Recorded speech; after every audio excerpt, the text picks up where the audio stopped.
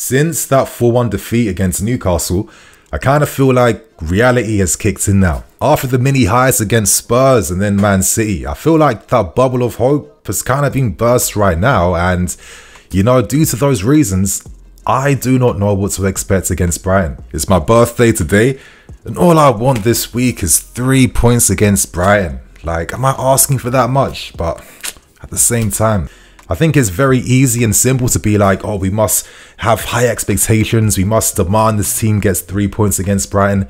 I mean, let's keep things real. We've had the same energy throughout the entirety of this season. And when we play well or badly or whatever, we still aren't getting those 3 points.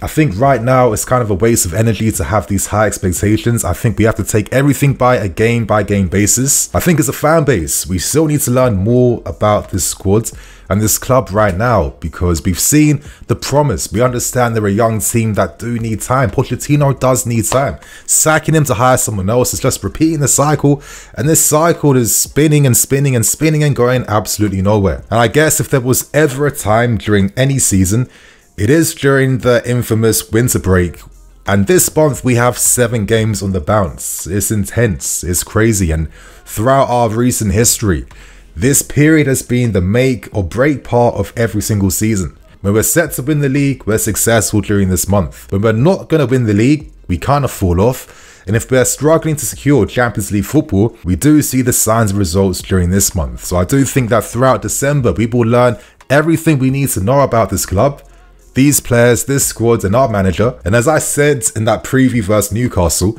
if we have any inklings and hopes to get Champions League football, realistically, we need to get 16 to 18 more wins before the season ends. You know, we have like 25 games left. That's going to be like an 80% win rate before the season ends. It's going to be incredible. It's going to be difficult. You guys know, like, I can't easily give up on my club. Hence why I've had so many ridiculous predictions in these previews that don't amount to anything. But I think this month is the final bit of hope I have left. We have some positives. At least we know that Lavia and NKUNKU are set to return back during this month. At least we know we have the January window at the end of the month, and hopefully that can save us, and hopefully we've climbed up the table as this month goes on. But at the same time, I think to myself, why are we putting so much pressure on this team to get Champions League football? It feels like the pressure mostly comes from the hierarchy above us, who took a lot of risk in changing the club overnight, from the ground staff to the catering staff to the coaches to every single figure at this club, even the squad itself, hoping that they will accelerate our development into success.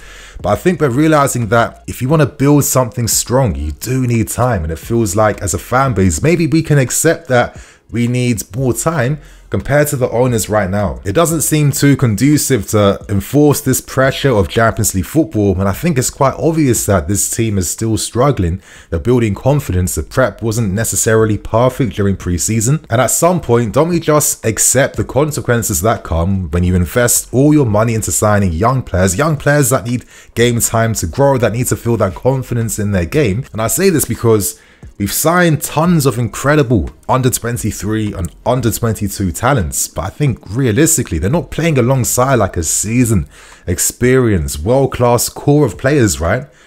In a sense, we're actively building that core and creating that identity.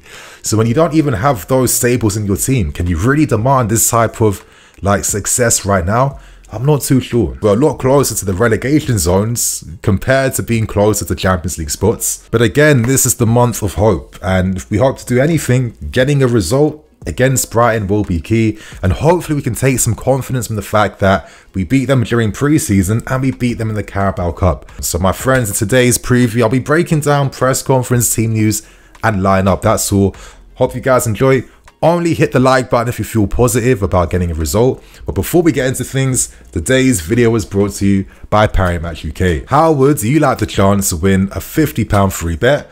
Well, my friends at Parimatch UK have recently launched their new completely free-to-play football prediction game called Hat-Trick Hunt. Now, every single week you will get the chance to predict 3 scorelines from the Premier League with 3 rewards for each correct prediction that you make correct. Now, get all 3 correct and he will be rewarded with a £50 free bet. It really is that simple. So as you guys can see on screen beside me, these are my 3 predictions I'm going for. I'm going for Newcastle United to beat United 2-1. I think that Newcastle will probably do it. I'm going for us to get a draw against Brighton. I don't know, I feel like I've been humbled too many times this season, and it wouldn't surprise me to see like a high scoring draw against Brighton. And for the final game, I'm expecting Man City to take advantage of Spurs' depleted defense and beat them 3-1 this week. Do you guys agree with the predictions? If you'd like to get involved yourself, of course, click the link right below. Of course, you have to be 18+, and you'll find all the terms and conditions applied in the description below. So thank you to Parimatch UK for sponsoring today's video. So we get into team news, and the suspension is real, as Reece James of course won't be playing against Brighton. Now it's a bit of a shame because we're lacking now in the right back area. Of course, Gusto is still doing his rehab, and the only positive news is that Lavia and NKUNKU are touch and go for the game on Sunday. They will have another training session and it will be decided, but there's a big possibility that maybe both or one of them could be on the bench at least against Brighton. So fingers crossed that we see some involvement from them. But outside of that, my friends, it's the same old suspects out injured, continuing their rehab. Let's now discuss the press conference. I'm not going to spend too much time discussing it because a lot of it was centered around not like Pochettino apologizing for the game versus Newcastle, but I feel like we've discussed the post-match stuff so much, and I didn't feel like we got too much different insight behind that defeat and loss, so I don't think there's too much time needed to spend on it. Of course, interesting things, you know, Reece James is very apologetic and he took accountability for getting that sending off. But Poch provided us some context saying that, listen, Reece James isn't fully 100% fit. And he felt like when he picked up the second yellow card, it was more of like a tired challenge. And I guess realistically, he's only come back from injury. He's played 2 intense games versus City and of course against Spurs. Can we expect him to be like fully match fit right now? Probably not. And I guess the only saving grace is that at least James is out for a week. That can help him with his like fitness and his stamina. There's a fine balance and line between criticism and accepting reality. And I think if we're keeping things 100%, Caicedo did not have a pre-season. I feel like I've said this a million times on this channel. We know that he had that whole transfer saga that affected things. You know, he didn't train with Brighton. He was on strike to force a move here, remember?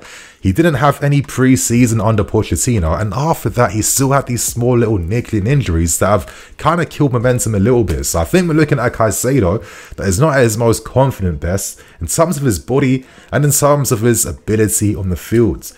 I think for me, it's simply this, you know, we must let this guy be rotated in and out of the team. Outside of the money shouldn't guarantee him playing week in, week out. I don't think he's there right now. I think he could definitely benefit from this being his transitional season with us, because I feel confident that Caicedo will be that guy in the future. And I think Pochettino really reiterated a lot of the sentiment by saying things like, listen, you know, new teammate, new context, new badge, new everything right now, you know, new environment. Like, it's natural that things are going to be a bit of a struggle outside of a, you know, poor preseason prep.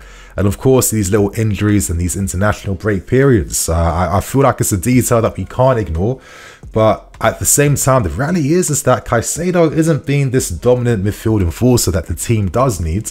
And I do think that instead of like maybe forcing him to like try and like play through the struggles, I think now that we have midfield players coming back, I think December should give us like a bit of ability to like rotate the mids. And I think against Brighton would be the best opportunity to do so. And I guess this segues in now to the predicted lineup part for today's video. And my friends, I'm going to do things different with this lineup. I'm going to go for the lineup that I want to see. I'm not going to guess what Pochettino wants, because if I was to guess what Pochettino wants, I'm going to see Cole playing left back. I'll see Badiashile. I'll probably see the Sassy, and I'll probably see Cucurella at right back. But here's a team I'm going for, and I'm going to explain why. Up front, Nico Jackson. In behind him, Cole Palmer playing the 8/10 role. Madueke on the right hand side, Sterling on the left. In midfield, Enzo and Connor. And in defence, taking risks here, Ian Matts left back. Colwell at left centre back. Alongside him, I'm going to have the Sassy. I'm going to have Cucurella playing right back. And of course, Sanchez in goal too. Now, starting from top to bottom, it's very simple. Jackson has scored against them during pre-season and the Carabao Cup. Now, he's not been perfect, but I'm not really understanding this hard criticism that he's facing when it's never been consistently applied to strikers across this club. I'm sorry, like, for people to blindly put their hopes in Broja just being instantly better, what's it really based on? You didn't watch him play at Southampton. He's been injured for quite a lot of time. He is still coming back after being out for nearly a year. You know, he's not perfect already yet. It's not like these guys play completely different striker roles. They're kind of the same forward, counter-attacking forwards, guys that play on the last lines. They're both of a similar playing level and ability level right now. And I think we have to be honest with both because they both are work in progress. But if you're going to commit to these guys, let them grow. Let's get behind them. Let's give these guys some confidence. We're not going to expect 30 goals a season from either one. That's setting ourselves up for failure. That's killing expectations. Let's accept that they'll both push each other on throughout the season and accept what comes with growth being needed. You know, I think they're both the same type of player, but I'm going for Jackson for the psychological bonus of the fact that he's already scored against them. So I'm not taking that for granted. Now, in behind them, I'm hoping that this will be the difference maker in that game on Sunday, and that's the attack we use here. I'm going for something ambitious. I want to see Cole Palmer play the 10/8 role. Now, there's been this lot of confusion between like Gallagher playing as a 10. Listen, Gallagher's playing as a box-to-box mid. It looks like he's playing 10. Why? Because when we're pressing from the top, he presses alongside the striker. It really is that simple. But most times he's deep. But with Palmer, it's a bit different because I think 10/8, that is his best possible position. And I don't care if he's playing more of like a classic 10 role or playing more on the right hand side of a midfield 3. I just think that I want to see Palmer there so we can have an additional attacking presence out wide. And I'm going for Madueke on the right hand side. I think one thing Madueke has is the ability to take his man on consistently and carry us up the field. You know, I feel like we can't ignore this. And I think against Newcastle when we lost that game because we was allowing their fullbacks to get past the halfway line. They didn't have much to worry about in behind, right? And I do think that Madueke, after seeing what he's done during the international break, there is something in this player. But again, when you have all these young guys, I feel like you have to accept some of the flaws that come with them, but you must promote their best qualities and their strengths. I mean, how else are they going to improve and get better? Like, if we're going to make sense of this project we're doing, we have to know when to use these guys. And I think when it's like a big, like tough period like December, I think this is a good time to unleash Madueke on the right hand side. I want to see different solutions. I want to see Cole Palmer being that glue that links Madueke, Sterling on the left hand side, and also finds Nico Jackson. I think against Brighton now, we have to be a bit more aggressive in our pursuit to win. And let's let the players decide that on the field, yeah? So that's the attack. I'm hoping I see that's the front four. In behind, it's very simple. Enzo Fernandez and Conor Gallagher. I just think that Conor has been our best midfield player. He's winning more tackles than Caicedo. You know, he's eating up more ground duels, eating up more yards. He's one of our strongest players right now. I'm seeing guys bounce off him. He's more of an enforcer than Caicedo is right now. Don't get emotional. It's just the reality of what's happening. I'd rather Caicedo comes on as a sub, to be fair with you. But him and Enzo, again, we know that the assists and goals will probably come. But I think right now for this team, he is playing the progressive role midfield and he is doing very well. The stats are supporting that, and that's what the team is using him for. So for me, Enzo and Conor together. And in defence, this is the biggest risk. I'm going for Ian Maatsen. I just feel like, for God's sake, I feel for this guy. I know that his confidence is definitely going down. Like, when all the left backs are out, when you're like Cucurella is playing as a right back, I'm sorry, I don't want to see Levi Colwill playing as the left back against Brighton. I want him in the centre of defence, you know, kick-starting the phases of our game, you know, utilising his passing skills to over distances. I think that's been the most disappointing thing this season. It feels like we aren't really utilising the ball-playing skills of Colwill in this team. And that was one of his greatest strengths last season. The fact that we're a club that constantly will just like diminish the best strengths of players to support this notion of a better team, but then we don't see that translated in terms of results, right? Sometimes it's like, if you want to win games, let players play their best football. I think, what do we have to lose at this point, for God's sake? And I think Ian Maatsen on the left, who look good, who can at least provide the overlaps that we need, that has something there. You know, let him have that moment against Brighton. And alongside Colwill, I've gone for Disasi. I've gone for Cucurella as right back. And to be fair, I think the best games I've seen from Cucurella was when he played right back this season. You know, he had a great first half against Saka against Arsenal. Second half was not up to the same standard. And in recent games since, he's competitive, but he's not been perfect. I feel like he's been quite mids, to be fair with you. So I think the only time he's looked good so far is playing right back.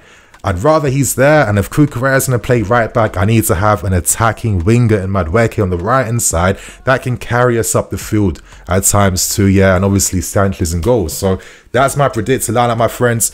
Share your thoughts and opinions, hit that like button. What lineup do you want to see? And on that note, I'm Nini FC, this is BlueLionsTV. I'll catch you guys later with some more videos. Cool.